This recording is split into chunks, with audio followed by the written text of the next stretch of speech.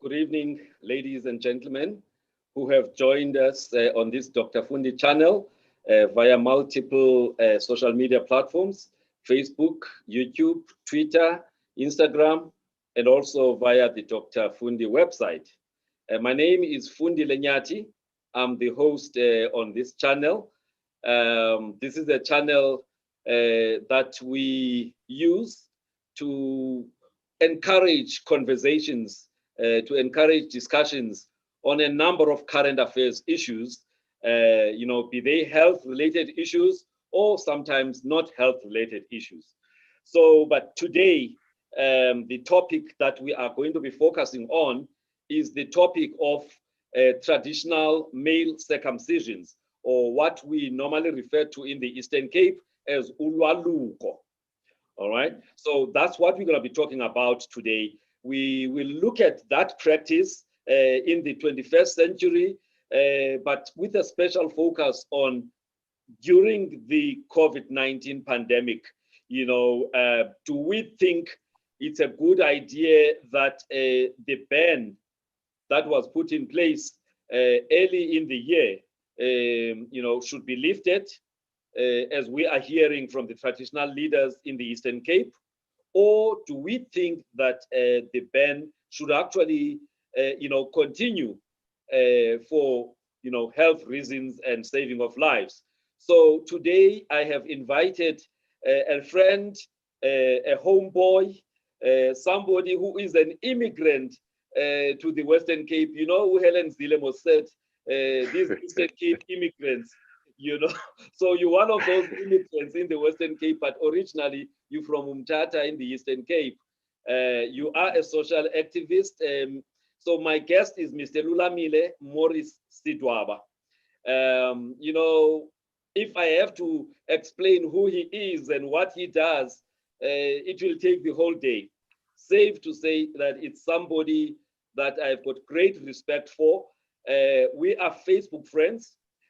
But beyond being Facebook friends, we come from the same town of Umtata, which has just been labeled as the dirtiest town in South Africa, something that pains some of us who still feel, connected to that town. We don't know what has happened.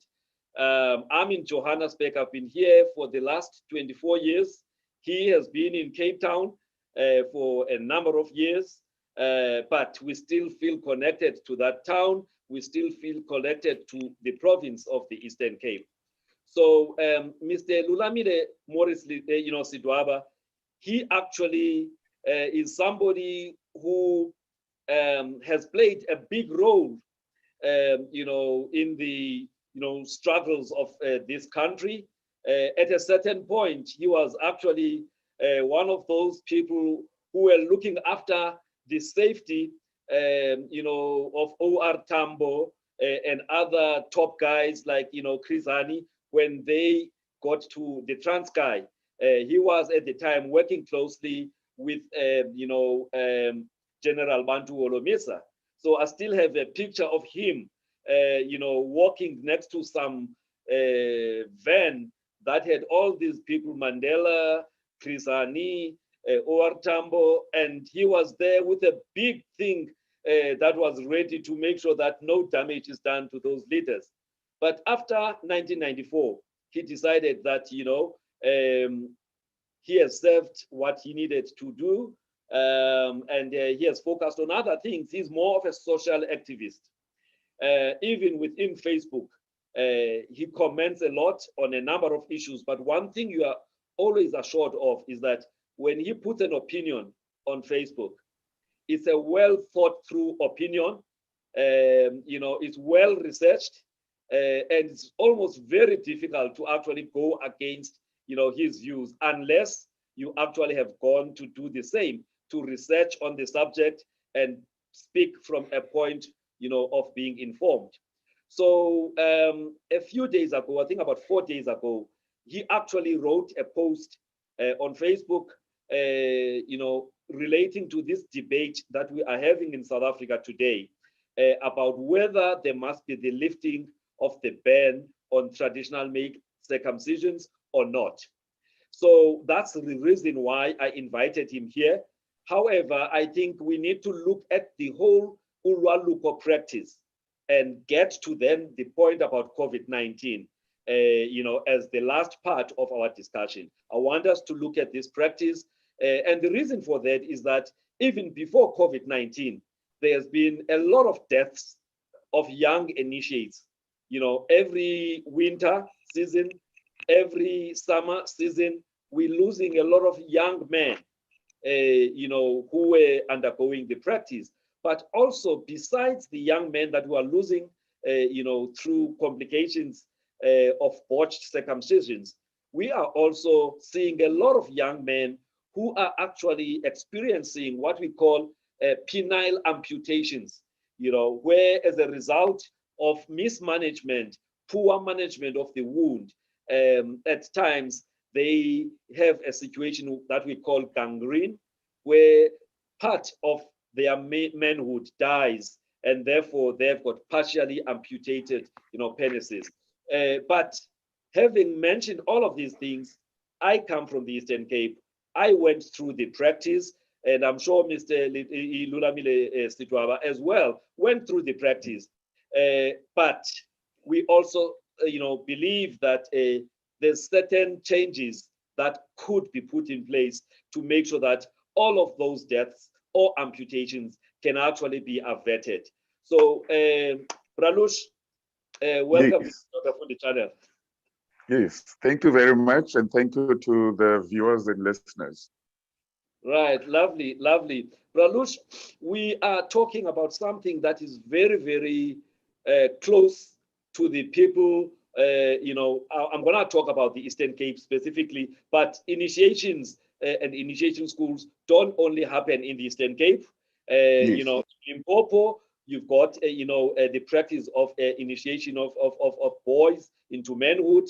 In Mpumalanga, you've got that amongst the Ndebeles.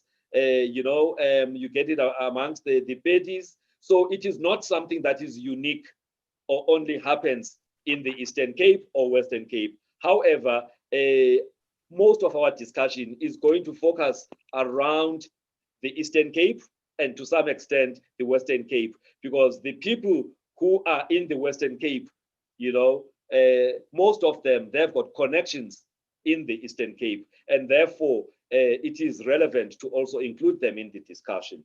So it's a practice that is age-old. It's a practice that I still believe has got a lot of value, in the world today.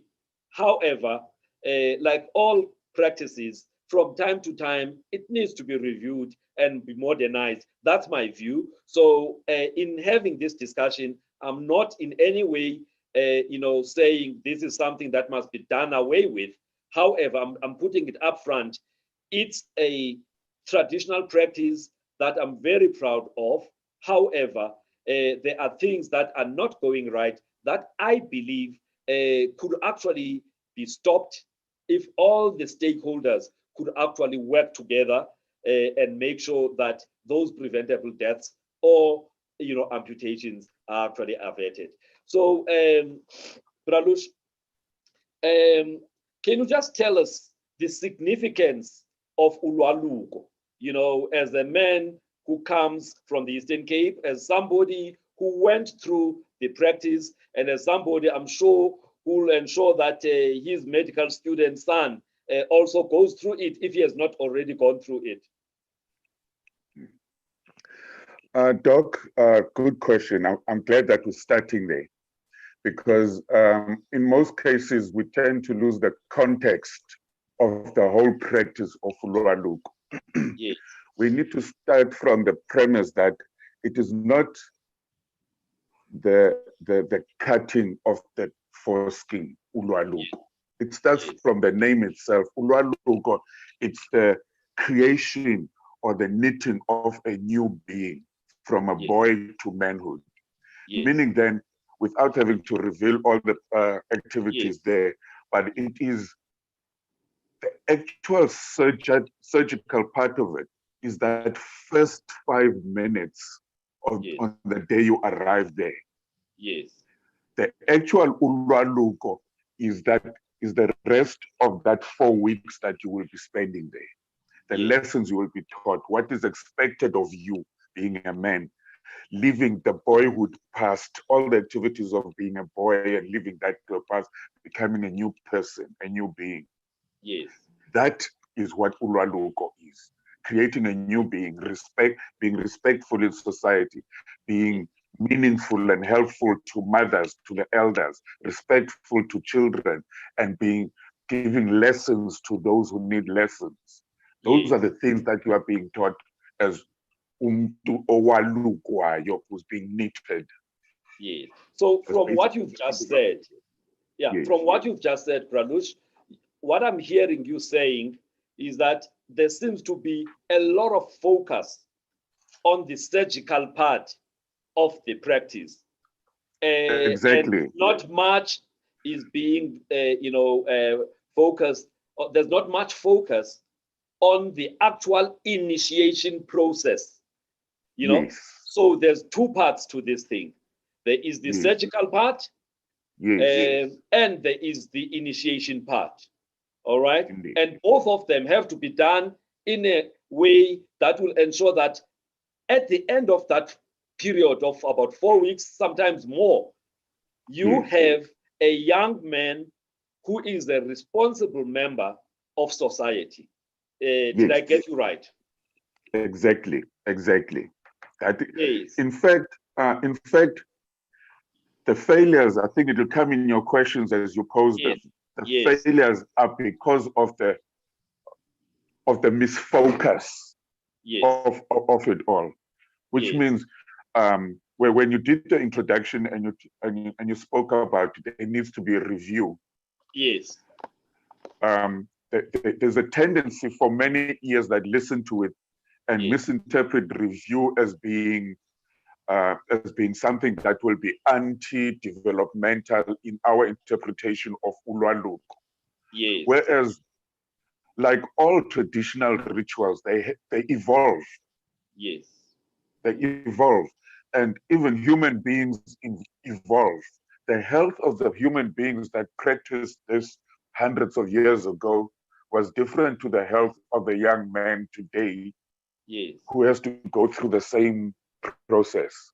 Yes. Do you understand what I'm saying? Yes. So yes, go ahead. So my question then, so that we can put all of this, to bed when we now get to some of the challenges. So in the modern world, in the 21st century, do you still think that there is a need? Do you think there is a role of Ulwaluko as we know it, or do you think it's something that needs to be discarded? Whoa. In fact, we are right now, we've just started 16 days of activism. Yes. And we've got issues of,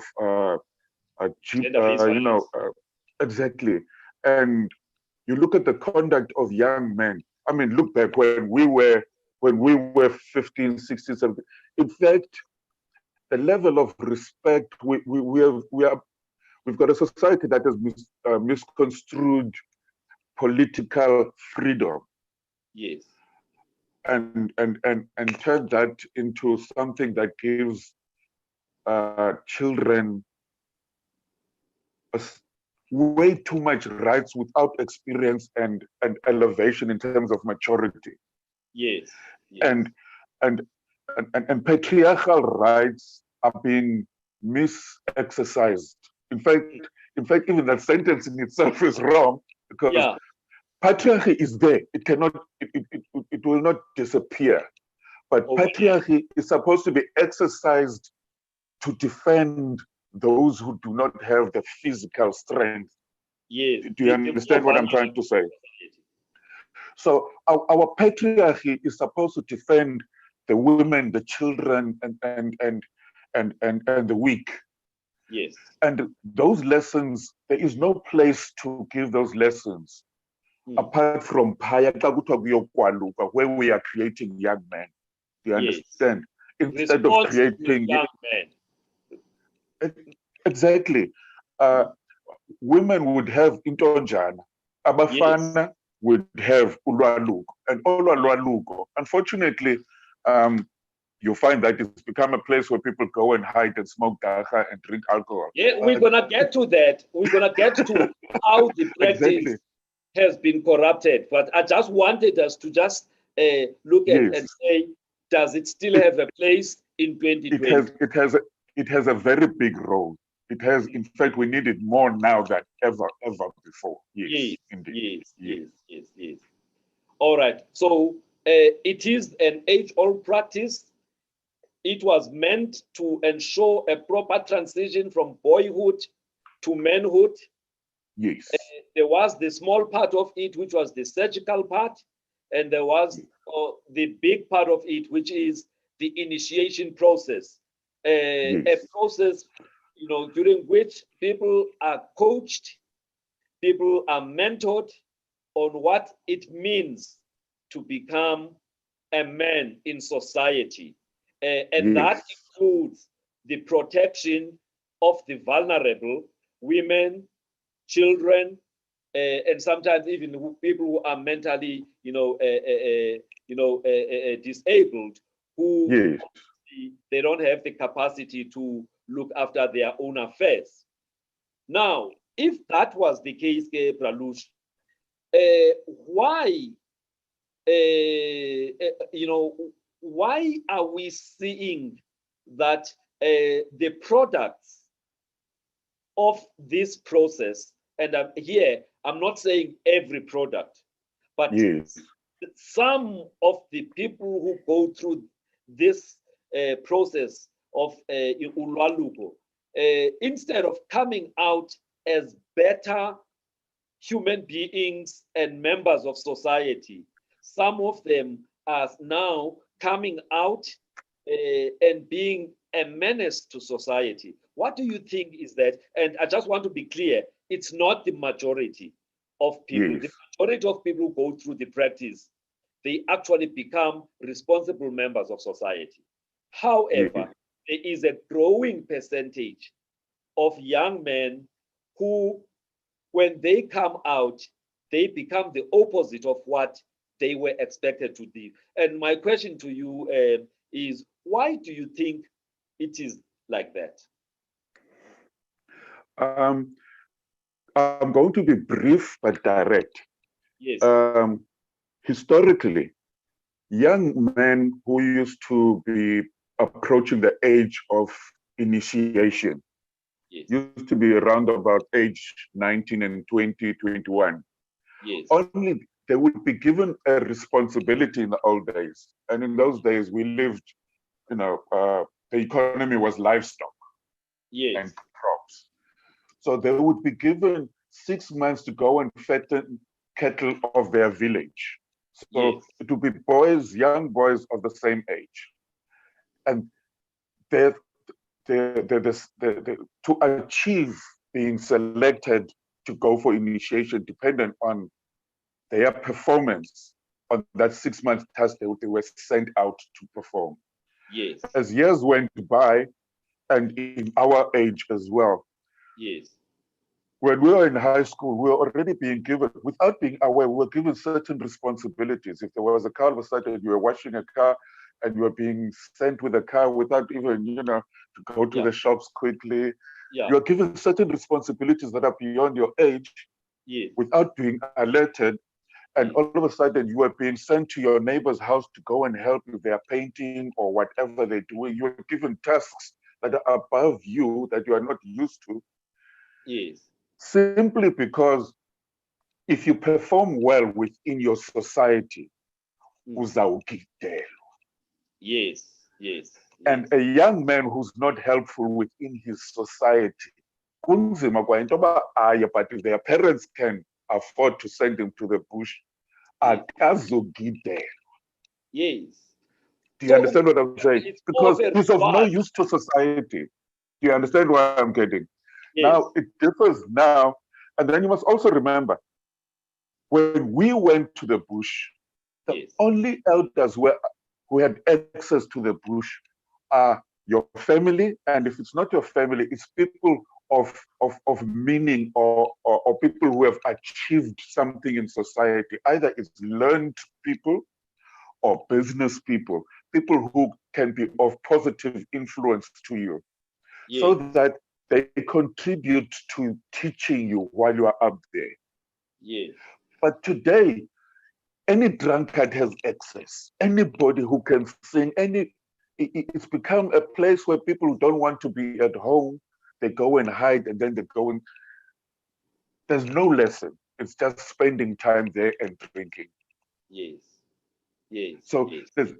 hence you having these situations where there is no control even on the health of the initiate itself, because Yes. Yes. it has lost meaning. The reason it has lost meaning, first of all, we've also lost control over who goes to initiation school as a unit society.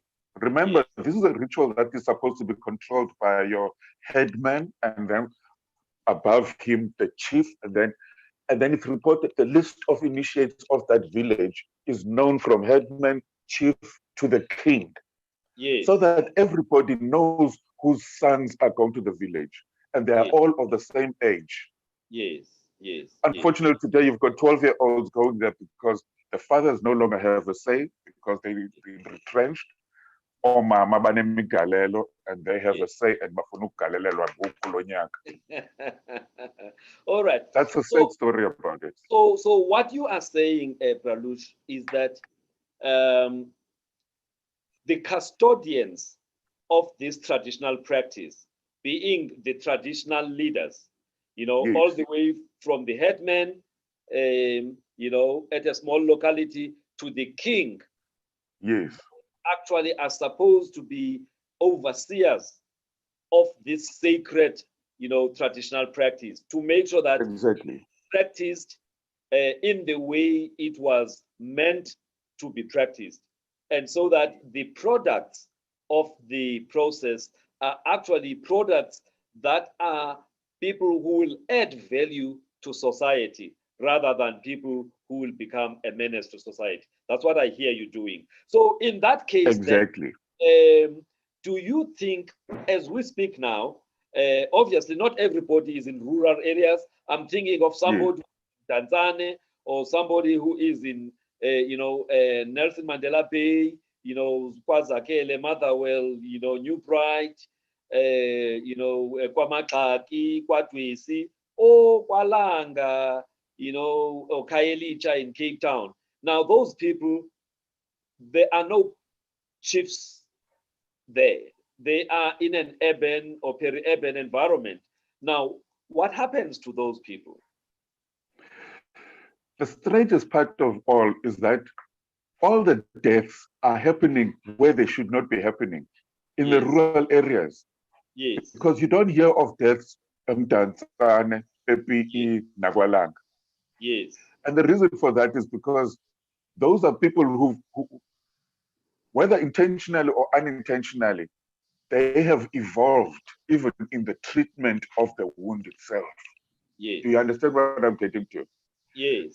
You hear as Ubetwe dehydrated and he died. Yes. And you ask yourself, but where's the Betisa in this? We started from there. And you ask yourself, but where is the dehydration in this? Truly speaking. Yes. Nobody should be dehydrated in this. There is nothing out. You went through it. I went through it. Nothing about it causes dehydration. If you are eating properly, we're gonna get to that. We're gonna get to that. The issue of fluid and nutrition during, especially the first 2 weeks. We're gonna get to that.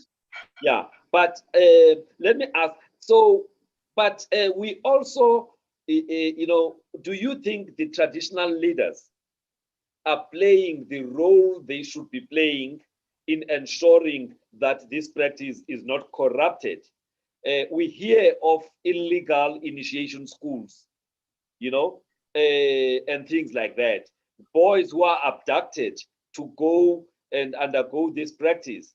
And if there was effective governance and oversight by the traditional leaders, I think that shouldn't be happening. The chiefs are not there. They are not there. It's gone through their fingers. That is why I'm surprised that chiefs now are defying the pandemic and demanding that mission schools be opened when Yeah. they've never had control pre-pandemic in any case. They have not had, if they had control, there wouldn't be abductions. If they had control, there wouldn't be underage initiation. If they were involved, there wouldn't be any deaths or injuries. So the chiefs, they have a lot to prove themselves that they are still the custodians of this ritual. Otherwise, each household has been looking after its own sons. Society has been, in fact, the troubles that are there are because society is looking for any way of trying to address the situation. There is no singular custodian of the ritual. Yes. That's a problem. Yes. Now, obviously, now, like you just mentioned, the chiefs and the headmen don't have their finger on the pulse, and that's why we are seeing this now, which then takes us back to the nuclear family, the parents of this boy who is now ready to undergo the practice. What do you think is the role, or what should have been the role of the mother and the father? Because sometimes people say this thing is a man thing. I refuse to believe that. This thing is discussed by the mother and the father in their bedroom, but the man goes out and becomes the spokesperson and makes sure that there's execution. But anyway, that's just my view. So what should be the role of the mother and father in ensuring that the boy goes to this circumcision and initiation practice at the right time, under the right traditional surgeon, under the right traditional nurse, with proper nutrition and all of that? I'm going to bring it to the now and not go to history. Yeah, let's talk about now. I'm going to talk about now. And a child will obviously want to talk to the parent that they're closest with. Yes. About initiation, and there's peer pressure and so on. Yeah. The parents know their child best, both parents. Yes. Obviously, in this case, you'd expect that the father has been to the bush. Unfortunately, we assume. And we also we will also assume that the father had been there the correct way. Yes. We are also blessed by the fact that no child goes to the bush on communicating with the mother and father only, because the mother is responsible for the nutrition, first of all. Yes. And the mother must know about the nutrition long before the son goes there, meaning the mother will know the health of her child and what her child will need best during that first 2 weeks of no fluid, as it were. Now, it is important to note that a son does not go there only having consulted utata, unomalume, unotatomncime. All these people play a role. Notata basekuhlaleni are involved. The whole concept, it was like that whole concept also takes a village. So it's not only biological parents. Exactly, because in the bush, unyana akazukoluswa nguyise. Yes. It's not the father that's going to do all this. Ukwaluka umntana okanye initiate the boy. It will be the community. The father becomes crucial in choosing the people who influence the boy. Yes. The quality of people.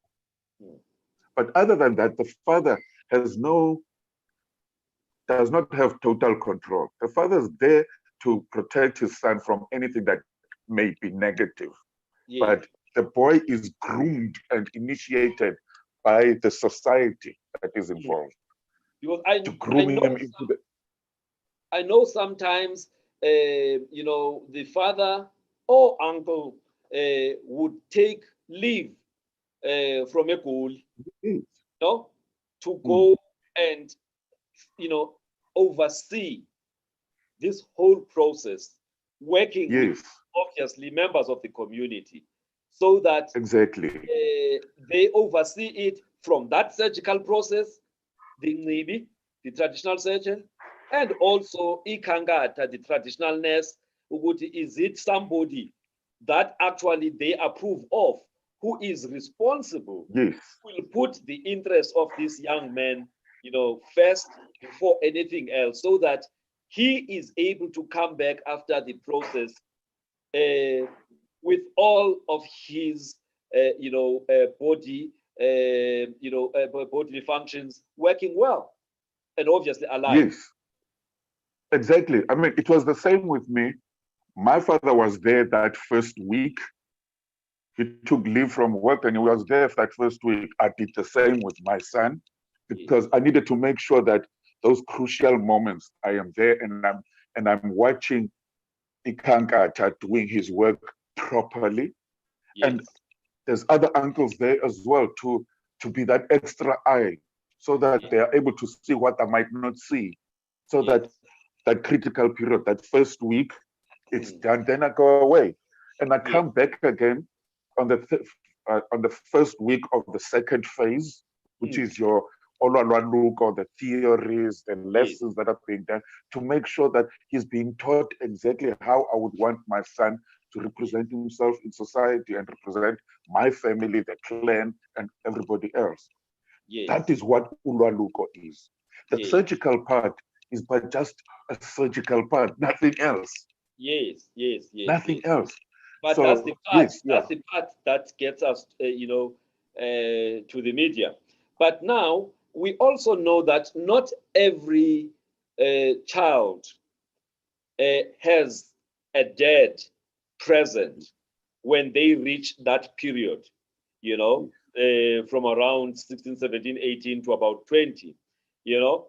So how should it be dealt with, or how was it dealt with where, you know, the father of the child is not there either through death or he didn't take responsibility?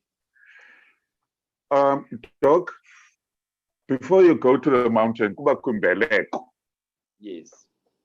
Now, kumbeleko, surely there will be an elder from that clan. Yes. That elder or uncle or whatever is the father. May not be the biological father, but he is the father. That's the same man or same group of men who will lead that same ritual and Tabin as well. So it does not mean that because you do not have a biological father who is there, but whoever fathers you when you do your rituals according to your clan name, that becomes your father. It can be your mother's brother. If you understand what I'm saying, that becomes your father.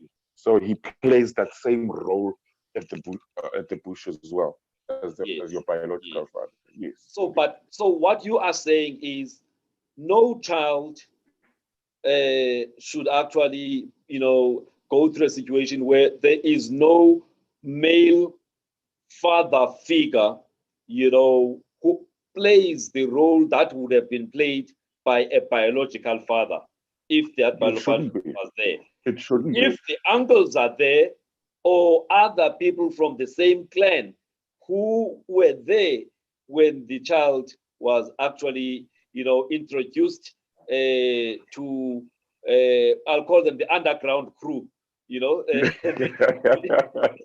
ancestors, you know, that is through Imbeleko. So those people have a right to actually play the same role when the son has reached the age of transitioning from boyhood to manhood. To manhood, indeed, it should be like that. That is the norm. You see, our clan name is what binds us. Yes. And that is that's one of the lessons you will learn on the mountain. Yes. In terms of the respect of of your elders. Yes. Because ubhele omdala utata kuwe. Yes. Doesn't matter who it is, utata kuwe. And therefore, when there's a need for you to be represented, he has the right to represent you. Represent me. Yes. Okay. Lovely. So we've addressed this thing because we live in a society where there are so many, boys who are growing up without fathers. Yes, from and single mothers. So what you are saying is, even if the biological father is not there, there are many people who should be playing that role from a traditional point of view. All right. Yes. And therefore, no child should feel fatherless when none at there all. are uncles or other people from the same clan who should be playing that role. Yes, indeed. Indeed. Beautiful. Beautiful. Now, let's go back then, Pralush. You said there is basically two processes here. There is the initial process of the surgical, circumcision. That is the cutting of the foreskin, which is the first part. And then there is the other part. Let's just focus on the first part of the, the circumcision itself. Now, like all operations, okay, the person who does this operation ideally should be somebody who is skilled, who knows what they are doing, right? And here you don't need to have gone to medical school to know how to do this. We know that historically there have been men who were known as traditional surgeons who were highly skilled, in the execution of this, operation. In fact, even now they are recognized under the Traditional Health Practitioners, Act 22 of 2007, the traditional, surgeons. Now, but having said what I've just said, we also hear of fly-by-night traditional surgeons in Nibi who are there largely for commercial reasons rather than people who have acquired the skill over a period of time, who have had good outcomes on all the young men that they have touched. So my question therefore is, what do you think is the reason why we are seeing these fly-by-night people? And where are the parents or the uncles to make sure that their son is not touched by a fly-by-night person? My response will have some assumptions to it. Lovely. But let me start by saying it goes back to a fatherless situation. Yes. If there had been a fatherless life for a child, for a young boy, yes, then there won't suddenly be a father when he has ambition to be initiated because his age group is going there. Do you understand? Yes. The mother plays a role here. Remember, it is the mother that is able to tell the child how to behave in certain matters. Doesn't matter how strict the father may be, but the mother is the one that is able to mold the child from the beginning. Yes. Do you understand what I'm saying? Yes. Now, if mothers were to say, our sons must wait until 2021 for initiation, there would be no problem whatsoever. All the boys would wait. Yes. But if the mother is quiet and the fathers are not interested or the uncles are not interested, then there will be disorder. That is where the gap comes in for fly-by-nights as well. because you find that it's no longer going back to the traditional leaders. Yes. At times when the traditional leaders were controlling it, there were no fly-by-nights because nobody would just come and become Ingcibi, because Ingcibi is known in the village and Ingcibi is known by the chief. Do you understand? Namakhankatha are known, and even the interns of these guys are known by the chief and the village itself. So you don't have fly-by-nights coming through. Do you understand? But the problem is today, there is no social order. Yes. Anybody can come in. You just hear, I mean, it's become easy. You hear, no, Unyanawam, I'm taking him to such and such a village. I know in maybe and yet they expect it. It wouldn't happen in the old days. That is why there is no order. And there is this danger now of having fly-by-nights coming in. It's strange that you actually find 20-year-olds being in Navy. I don't know how you would have developed such skills and experience at 20. In hardly 2 years. Having not gone to medical school, for example. Do you understand what I'm trying to say? Yes, yes. Somebody who probably had struggled through grade 4 becoming in Navy. Yes. With such a sensitive organ that needs to be treated after that, apart from the actual surgery here, has to give direction to Ikangata to treat it so that it heals. And people allow that. It boggles the mind. Yes, yes, yes. Yeah. So basically, it goes back to some of the failures in terms of ensuring that that practice is only practiced by people who have been pre-approved. I mean, basically known as people with a track record in what they are doing by the community. They must be known. Yeah. You see, the thing is, you don't want just a person who's going to bring a certificate and say, I was approved, dear Bishop. Yeah. It must be somebody people know. That paper is just a confirmation, but you must first be known. Your work be known over years. And people must know that before you became this, you were so-and-so's intern. Yes. Who was also good over so many years. And you can point at people who went through his hands. Do you understand where I'm getting to? Because I understand. The notion of just pointing at somebody, I know una certificate, right? No. It can't be. Yes. It can't be. Yes. You must have people that you can point at and look at their age as well. Who mentored you, who trained you on the craft before you could actually be released to actually practice the craft. That's it. That's how it's supposed to be. Yes.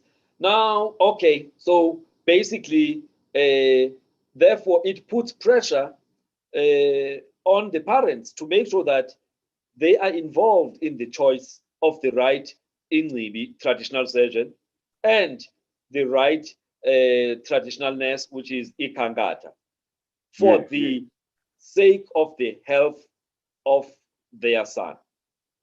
It is their responsibility, actually. Yes. It is their responsibility to choose the right person. But now, you mentioned earlier the issue of the rights of children post-1994. A number of parents find it difficult to actually, prevail upon their children because sometimes they don't know how far the rights of these children begin and end. So now, if you've not been able to, manage the kids in terms of, them understanding you are the parent, they are kids, yes, they've got rights, but there's also limitations to those rights and there are responsibilities that goes with those rights. So if it gets to the point then of traditional circumcision, and you've not been able to establish that authority, then you will have a situation where some of these kids, they take themselves to the initiation schools without even the authority of the parents.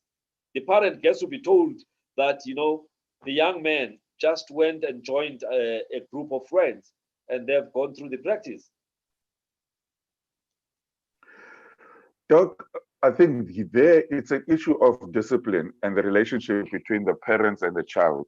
Yes. I come from a home where if I were to do something like that, then I will initiate myself, I will pay for myself. Yeah. My parents would not be involved at all. So Yeah. it's I wouldn't even think of doing such a thing. Yes.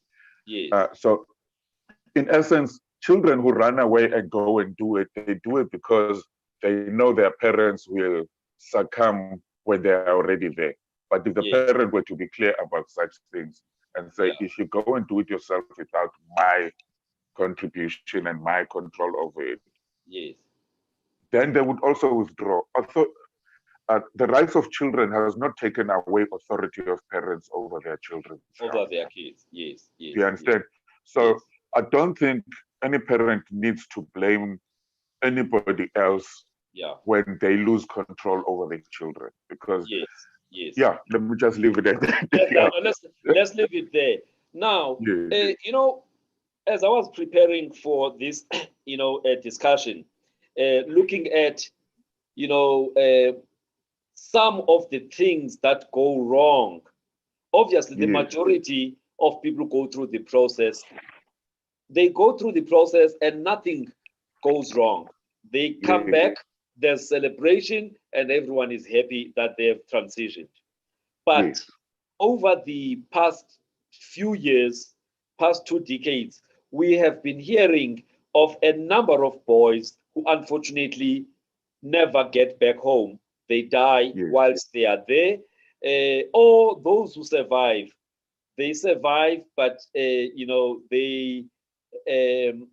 are actually psychologically damaged Yeah. They are from the traumatized. trauma of having, their organs partially amputated because of the complications there.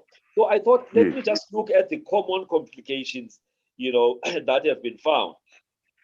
And what was found was that, sepsis, that is Yes. infection that Yes. overwhelms the body, Yes. becomes the most common reason that makes these kids to be rushed to hospital. Remember, Yes. hospitals are supposed to be a no-no for people who are there. But when it's a matter of life and death, I guess, well, there's no other thing. So 56.2% is actually sepsis. Genital mutilation, 26.7%. Right? So that's the second common reason. Dehydration, about 11.4%. All right. So just looking at those top 3 reasons, that would make the young men to land up, in a Western healthcare facility. Now, Yes. so which then brings us to the whole point of wound management. How do we ensure, that the people, that is Amakangata at this time, because the surgeon just Yes. does the cutting. The person who looks Yes. after the wound, Kamakangat. And Yes. therefore, they need to be knowledgeable about what they are doing. How do you keep the wound clean? How do you make sure that as you are, bandaging this thing, I'm not talking about bandage in the Western sense, but, Yes. trying to prevent Yes. the bleeding.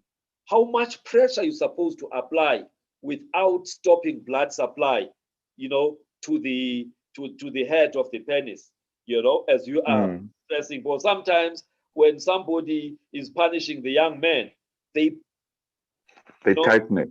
they tighten it without understanding that that may cause a situation where the blood supply to the front part may actually be stopped. So therefore, you need Yes. to have a little bit of understanding, of human physiology. I mean, you don't have to go to medical school again. But so wound management and also understanding of the blood circulation, in that organ should be the basic. So for us then to be hearing about sepsis, we're hearing about gangrene, we're hearing about the mutilation, dehydration. That says to me some basic, wound management skills, basic skills around human physiology should be, something that is incorporated somewhere, somehow. Now, I'm already talking solution, obviously. Yes. But I just wanted your views around issues of wound management, which, if not done well, puts us in the same situation where boys end up in hospital and sometimes they even die. Doc, amakhankatha, as we used to know and used to be in the past, used to be interns of your village nurses. Yes. People used to be male helpers of village nurses. Yes. Those used to be amakhankatha ebhomeni. Yeah. Do you understand? Yes. Okanye intern yeqhwele. People who have some knowledge of physiology. Do you understand? Yes. Mm. Today, you've got any young man owolukileyo enzo ikhankatha. Yes. That is where it goes wrong, because Yes. even in the process of learning in the bush, they have not been taught anything in their own experience as to suqinisa apha, funeka igazi lihambe. The reason why you cannot always be sitting ebhomeni, funeka umane uhamba uyobona namanye abayikhwetha, umane ushukuma kuzohamba igazi phambi kokuba siphinde sibophe. There needs to be explanation. Do you understand? But those things are not happening. Things are just done because, it's just being done. And hence you're getting all these injuries. Yes. And the cleanliness as well. People don't understand why kuqhuma ebhomeni. It's not about ukuqhuma for the sake of kubanda mhlawumbe ningene ngoJune okanye niyantlonto. But ukuqhuma is to make sure you also getting rid of all the... You are cleansing the space. Exactly. You are sanitizing the space. Do you understand what I'm trying to say? And those are important. Unfortunately, amabhoma, the use of uncirculating material, these plastic bags that they use now, are actually dangerous towards the healing process. Yes. Well, it creates humidity. Exactly. And you don't want humidity under the situation. It should be just the bushes that are used. Well, it's supposed to be grass, that allows for ventilation, because the black plastic bags that are now used actually create a situation of excessive heat, excessive sweating, and that is a good medium for germs to grow. Exactly. So those are contributors now to all these troubles that we are getting now in this modern situation. Do you understand? And people need then to not just educate them about that part, but we need to, as we are discussing, start from the beginning, start from the context, and then do the whole education, starting from the context, talking to the chiefs, and go through the whole ritual so that we all understand the context of the ritual first. Yes. And then once they understand the context of the ritual, they will also understand on things that need to evolve within this ritual without losing the ritual itself. Yes. But they won't do that now because the context is out of sync in their understanding. Do you understand? So you cannot correct them on anything right now. Yes. And so these illnesses, as you list them here, even in a percentage, that child is at his lowest in terms of his immune system because of the whole process. It's a stressful process on its own. It's a stressful process, exactly. It actually go down. Yes. So you mix that with the trauma, the stress, and then you mix it with this humidity, this whole situation that they're in. It's a bomb ready to explode. Yes. And you must also understand, and then it goes back to the diet as well.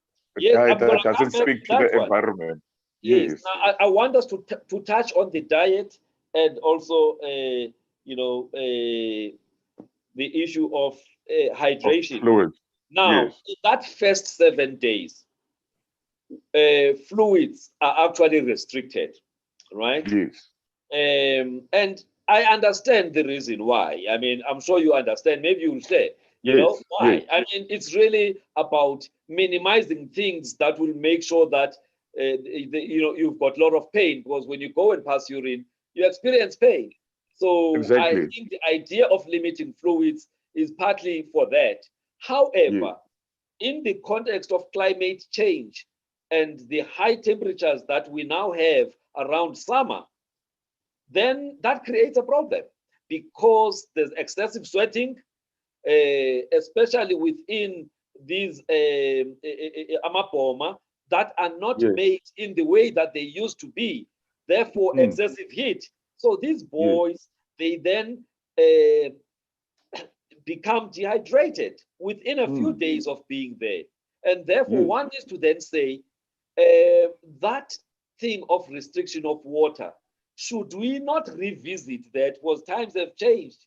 Should we not revisit that so that we don't risk, or at least monitor issues of dehydration, so that should we pick up early signs, then something could be done about it, especially during the summer months. Doc, actually, to tell you the honest truth, um, the Eastern Cape and even in KwaZulu, in the old days before Shaka suspended it, and you go into Swaziland, you Yeah. go all the way to Washangan and so on. The Yes. practice was done in winter, Yes. purposely in winter, because there'll be less dehydration, you'll have your Yes. ventilation, Yes. so, you know, there's less risk. If Yes. you are forced to have it in summer, it would, the word restricted fluid intake, but there would be some kind of uh, fluid, just, Yeah. to water your mouth, not Yes. the total zero Yes. ban of fluid. Yes. Yes. Yeah, do you understand? That is Yes. why now they've made it law without having any considerations. Yes. As a Yes. result, now they simply, I mean, our summers are very hot. Yes. South Yes. African Yes. summers are extremely hot. Imagine now you put on that black plastic bag on top of that, Yeah. that creates even worse situation. So, Yeah. um, and we've got better ways now. There are certain fluids that you can take that travel less Yeah. through your body that can be Yeah. taken today. They Yes. don't do anything against the ritual itself, because not Yes. taking water or taking water has nothing to do with the ritual itself. Yes. You Yes. understand? Yes. So there are fluids one can give a child who is dehydrated that Yes. won't pass through your system and cause the Yes. pain as it Yes. passes through as urine. Yeah. And those are And things that should be considered. and then the issue also of protein intake. Again, in that first 7, sometimes even 14 days, there's restriction in terms of protein intake. you know. Now, obviously, now being a medical guy, I ask Yes, myself, you need the wound to heal. And for the yes, wound to heal, you need protein. yes, Now, if you are restricting protein, are you actually helping, or are you actually worsening the situation? More so that the immune system, because of just the trauma of the process, also goes down. So, things like those around, because remember, the mother is responsible for ensuring, the cooking of the right type of foods, and the sister or cousin sister takes the food to, Emapomeni there in the mountain, So, again, we're saying women must not get involved in this thing, but actually the nutrition or the nutritional status of this young man largely depends on what the mother cooks there. true. Actually, Doc, there has never been an explanation as to why there should be no protein, apart from what you would hear. The protein is saved when the boy comes back and they are celebrating, because protein Yeah, in the old days used to be quite an expensive thing in boichi yeah, and all those things, and mm, meat. So there'd be no slaughtering, there'd be no boichi. That is left for when they are rejoicing. It was an Yes. economical decision. Yes. But Yes. surely there is no excuse for it now, because Yes. we've got all forms of protein. I mean, you can Yes. even organize soya and all those Yeah. things to make sure Yeah. that the child has proper protein and so on. Yes. Eggs Yeah. used to be hidden away from children in any Yes. case, Yeah. also for economical reasons. Yeah. Why can't you just add boiled eggs onto the diet? Yeah. You Yeah. understand? Yeah. Yeah. Yeah. Those are things that, I mean, it's not even a review. It's just, I mean, it's not, it Yeah. just doesn't make sense. Yeah. Yes. Mm. All right. Now we have talked broadly about the practice, but let's now come back to the part of COVID-19. Yes. We've been in the lockdown since the 26th of March. Our first Yes. case of COVID-19 happened on the 5th of March this year. Yes. So it's been April, May, June, July, August, September, October, November, December. So we are actually 8 months into the lockdown. Obviously, Yes. from level 5, we're now at level 1. But Yes. regulations were put in place by the Ministerial Advisory, Committee, under COCTA. And those regulations, they banned the practice of circumcision. All right, that was in March. And then in Yes. April, already, some of the traditional leaders were unhappy about the ban of the circumcisions because there was a directive to provinces that no boys should be allowed to be circumcised due to the national lockdown and the COVID-19 pandemic. Yes. So in April already, there were people, some of the leaders who were not very happy. One of those was Chief Mngwelo Nonkonyan, who said Yes. they were shocked that they were not consulted and they wanted that ban to be lifted. And they were of the view at the time that it would just take 2 to 3 months and the whole COVID-19 thing would be gone. Now, 8 months later, the ban is still in place. We are now again hearing the traditional leaders up in arms, especially in the Eastern Cape, saying Yes. there needs to be a review of the ban. Now, I want to hear your views just at a high level. Do you think, considering everything around this pandemic, and the fact that, especially in the Eastern Cape, many areas there are hotspots, Yes. and therefore the risk of spread is quite high. Do you think the ban should be lifted, or do you think the ban should continue? And whichever answer you give me, I want you to support it. Doc, the ban should continue. I will say this for very obvious reasons. Yeah. There has been no control of deaths pre the pandemic. There is no way the very same traditional leaders who are now demanding that the ban be lifted, for them to think that they are going to be able to control it now. Yeah. Only a few hours ago, the spokesperson for the Premier of the Eastern Cape was announcing that the Premier is talking to National about steps to try and stem the second wave that is taking off now in the Eastern Cape. Yes. Nearly 50% of our national deaths Are from the Eastern due to COVID come from the Eastern Cape. And then it becomes strange that an educated chief like Chief Mngwelo Nonkonyan would be demanding the lifting of the ban. It goes against the grain. The rest of the world is going through the second wave and people are dying like flies. The Eastern Cape is leading the death figures.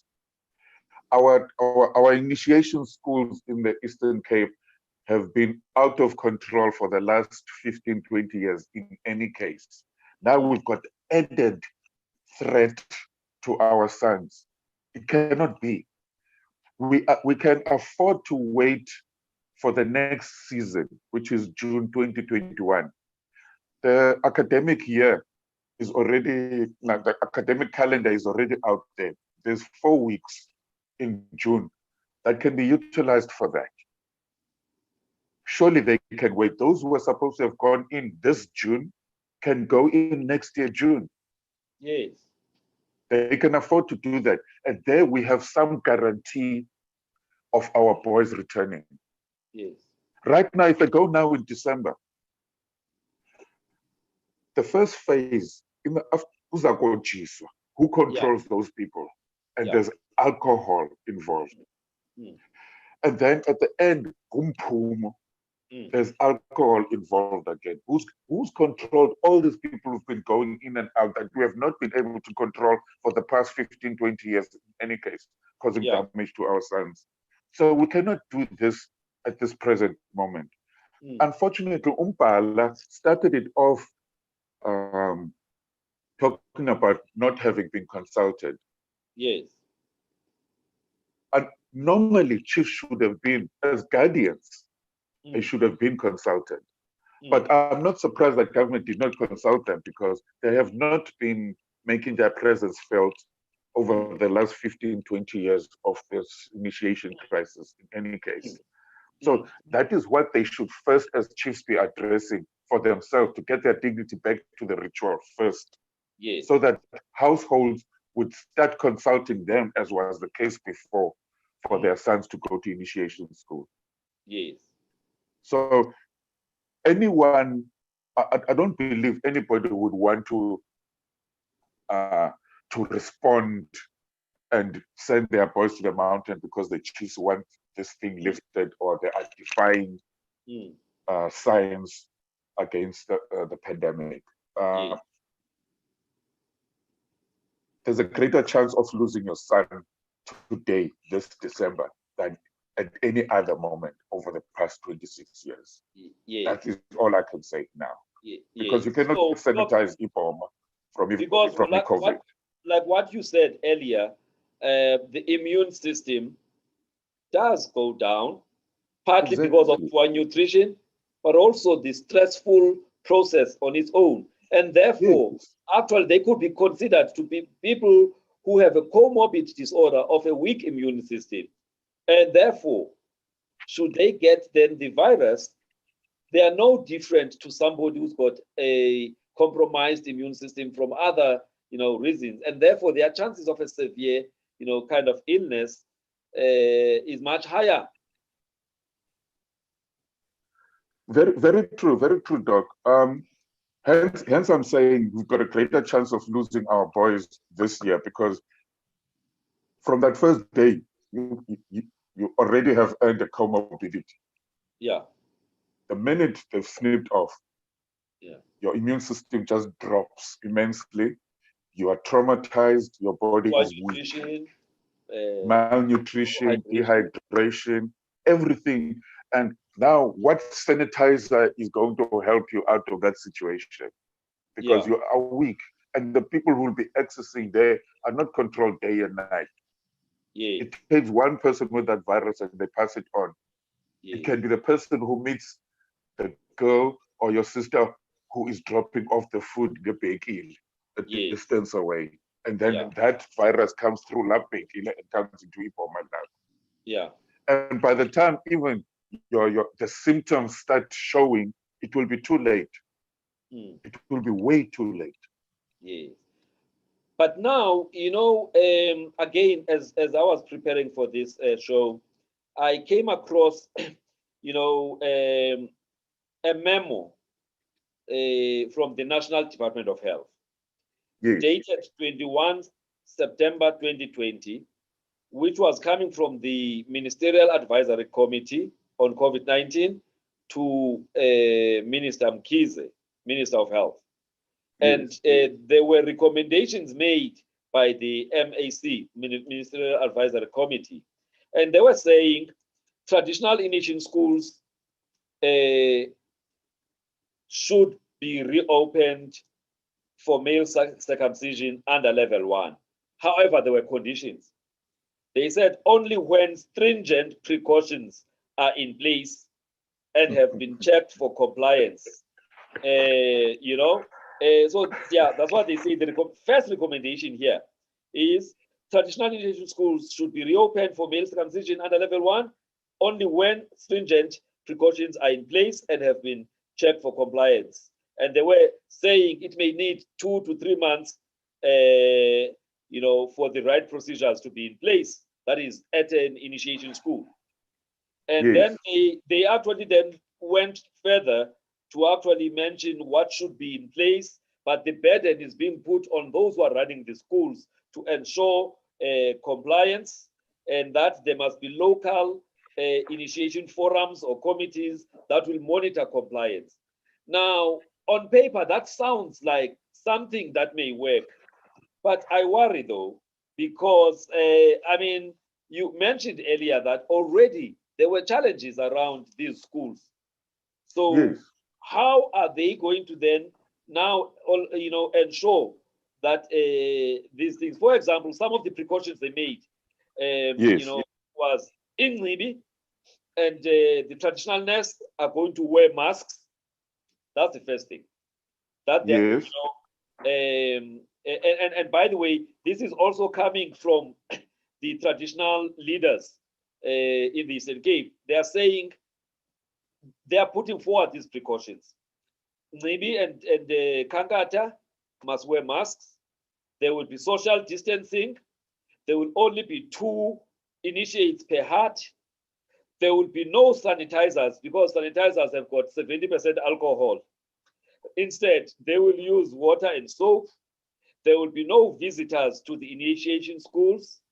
And there will be pre-screening of these boys, by medical doctors, and they must undergo COVID-19 tests prior to them going to do this thing. Now, elusikisiki or a Port St. John's or some faraway place, how are they going to be able to implement these things? Doc, that's a part, that whole memo and what these chiefs are saying is a pie in the sky. Yeah. They couldn't manage and keep things clean before the pandemic. Yes. And to think that there's going to be social distancing, and all the things in between is impossible. Yeah. And we've got a situation where you just named the areas now, all the Sigi and so on. Those are places that had not practiced this ritual for half a century, and they've only just come back now. Yeah. You think they're going to adhere to these things? And talking about soap and water, there are places that just to get water to drink is an effort. Yeah. So soap and water to wash your hands and whatever every now and then is not going to be available out there. Out in the field. So that's a pie in the sky story. And as far as Ikankata and in maybe wearing a mask, and maybe it's a one-day show. Yeah. Ikankata is not are they going to keep changing that Kankata's mask every day? Because you can't be wearing the same mask for 4 weeks minimum. Who is going to manage that? Who's going to look after every initiate, every hut? Yeah. Who is going to look after every hut? And we know what happens up there on the field. You can have a hut with 2 people, but it's 30 to 40 huts next to each other with 2 each. Yeah. They only become 2 each when they're inside. During the day, they are together singing songs and going through lessons together. There's no social distancing there. So that's a pie in the sky. Any parent who sends their children out into that situation must know that they can expect anything. Yeah. It's as simple as that. Yes. And this pandemic has also taught us something, that for some reason we've stopped thinking for ourselves. The world has changed, but our rituals remain the same. The context doesn't have to change, but our practice should also change. to fit the environment. Mm. Because when we talk to our sons out there in the field, we don't talk about inkomo anymore. In any case, we talk about what is happening today. Mm. We will be talking about women's rights, children's rights, societal practices, and so on, things that were not there in the past. So why can't the actual circumcision itself also evolve? Mm. Yes, I may have done it the old way, but it doesn't mean that my grandson must do it the same way I did it. Yeah. Why can't our sons do it under a medical professional? And then after that circumcision, be whisked off to the field to go through the traditional lessons after that, knowing that he has all the healing tools being given by the medical practitioner, just to be on the safe side. Let me just say just some of the recommendations here. They are saying, for example, medical practitioners should be integrated with monitoring teams to ensure enhanced balanced capacity. Now, that's nice and that's good. But then we also know that the fact that one is a medical practitioner, a Western trained doctor, you are actually not seen in a positive light when you get involved in these things. So I'm trying to see how will they all of a sudden now create a situation where medical doctors are allowed? Yes, they can get there, but will they be allowed to actually contribute? And then another one here, they say ceremonies related to the tradition should be limited to less than 100 people, and they must be held between 8 a.m. and 5 p.m. And sharing of utensils must be prohibited. The quality of alcohol should be minimized as far as possible. How is this going to happen? Because you know why I'm going through these things is because the minister consulted with the traditional healers this past week and said he's going to be talking to the command council so that they can then decide whether this will be allowed under these recommendations by the ministerial advisory committee. But hand sanitizers must be made available in these ceremonies. No ceremonies if rates of transmission increase. Committee forums to be established to monitor compliance. And then there must be random tests and screening for COVID-19 in areas considered to be hotspots. And they've already highlighted Nelson Mandela Bay, Alfred Nzo, and another district as areas that are actually high risk. So on paper, this looks okay, but I really am worried about the practicality though. In PE, it would be easy to keep people at 100 or less, but you can't tell a village people to be at 100 or less MPD. It's not going to happen. And then and it also says you can't. It then means you're not going to slaughter a cow for your son. Yeah. Because who's going to eat it? Yeah. And all the sheep that is contributed by family. Yes. And then you've got umkomboto zangepekile. Yes, but there shall be no wamba pekile. Then a concrete. It's as simple as that. And it means a concrete. Then why push something? Why can't you wait until the thing is over and then do the ritual? Yeah. Rather than force it. It's almost as if there's a commercial interest to force this thing. Yeah. Do you understand? Well, the commercial interest is there because it's 500 rand or 1,000 per boy and a bottle. So yes, there is a commercial interest. So surely people should understand that it's not worth it to do it in this manner. And the chiefs must stop thinking that they're still in control. I mean, they've lost the power to control anything in their villages right now. Yes. They are just ceremonial. Let's be honest about it. Yes. They are ceremonial. Yes. So, when I was reading these regulations or recommendations to the minister, I thought, I've got reservations around how easy would it be, to have, I mean, right now, taverns where there's alcohol, Exactly. there are no masks. And None, if none anything, whatsoever. we've seen this week people insulting the department officials who are going from tavern to tavern because they see them as Exactly. interfering in their day-to-day lives. So how are you going to enforce this thing across the province? Doc, when you read these recommendations from the advisory council, the minister's advisory council, and so on, Yeah. the first question that came to me was, I wonder how many members in that council have actually gone through the ritual.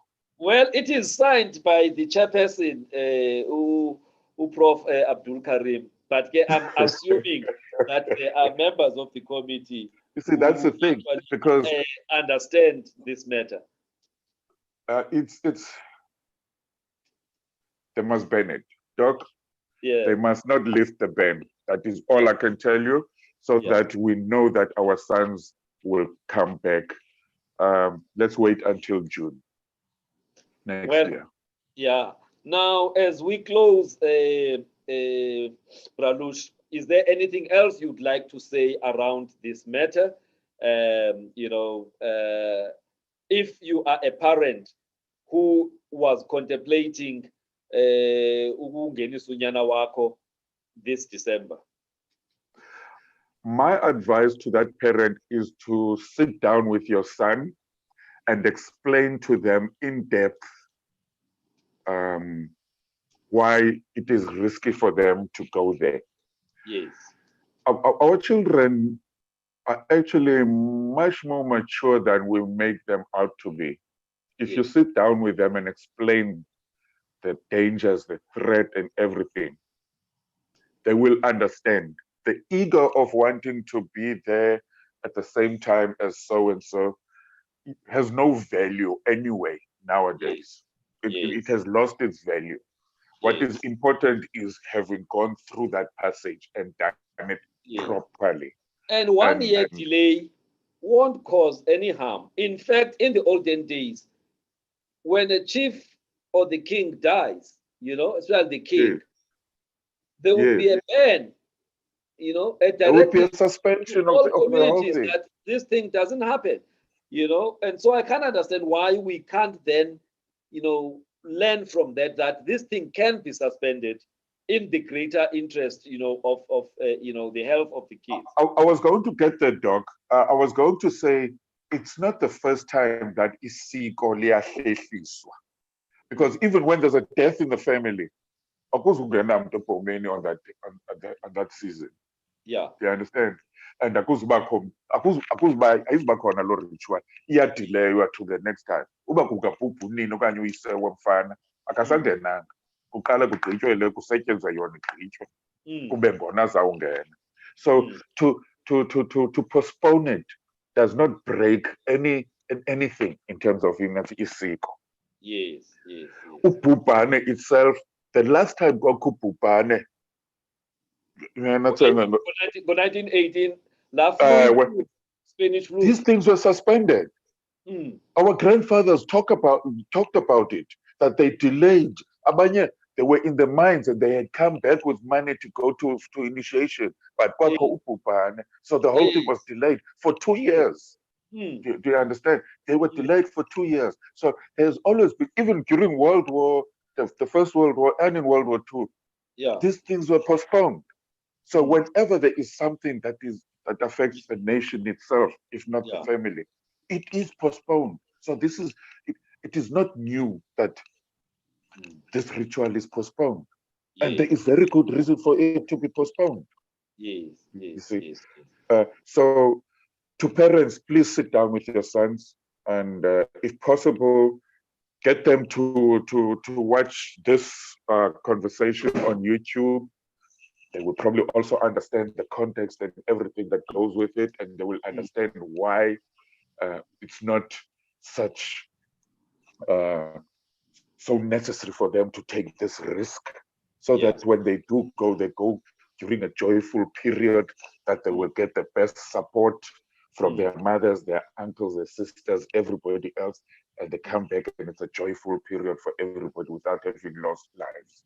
And Yes. that's all I have to say. Yes. Thank you.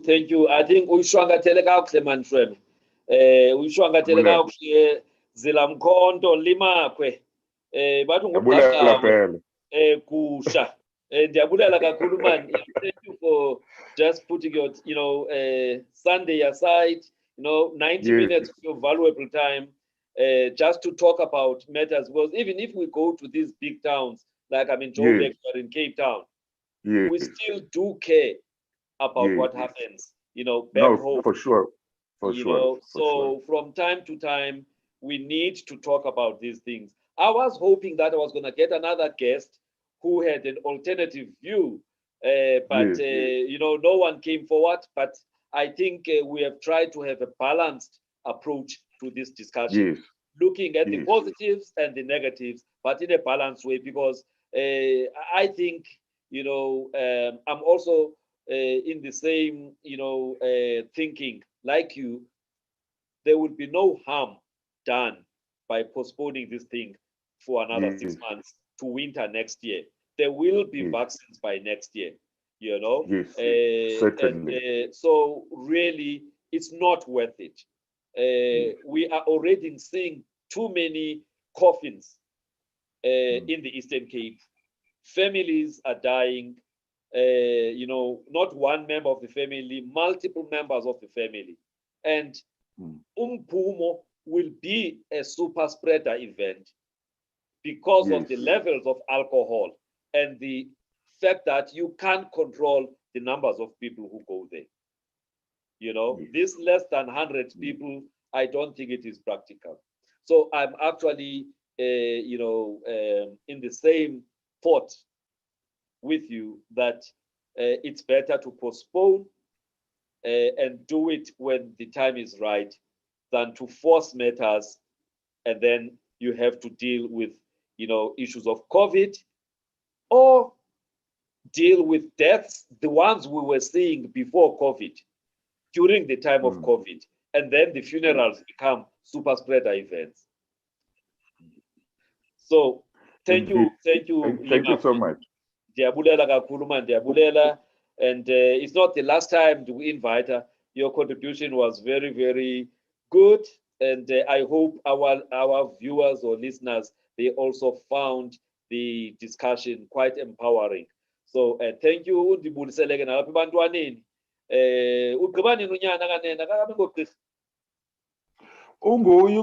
Ulapho eMthatha. He's just finishing his internship this year, and then he's going to eGoli for his community service. Oh, okay. We have Egoli. Yes.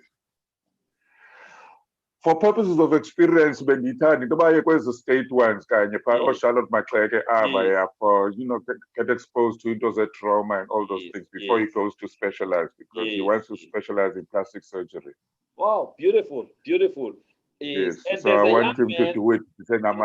There's a young man, Opha Mthatha, who has just qualified as a plastic surgeon. Dr. Nokaka. It might be a good idea just to better understand the space. Yes. And then athi siza kwelicala abe efuna lokuthiwa inyathi ifundwa lokuthiwa ibuzwa kwabaphambili. So no, let him take advantage, because it's the first time there is a plastic surgeon in Mthatha. Yes. Dr. Nokaka. Yeah,